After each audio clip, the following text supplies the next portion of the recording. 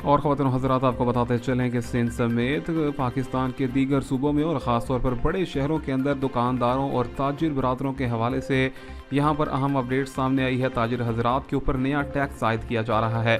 आपको बताते चलें कि छोटे दुकानदार और मार्केटों में मौजूद ताजिरों के ऊपर टैक्स आयद करने से मुतल्लिक नई जो है हिकमत अमली पर अमल किया जा रहा है और इसके हवाले से बड़ा सख्त क्रैकडाउन का आगाज़ कर दिया गया है।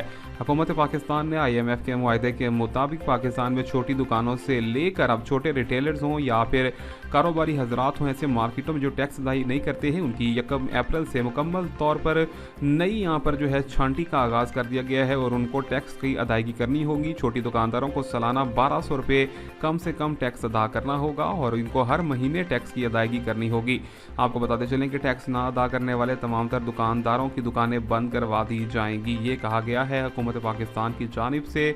और आपको बताते चलें कि ताजिर हजरात जो टैक्स की अदायगी नहीं करते उनकी दुकानें बंद कर दी जाएंगी।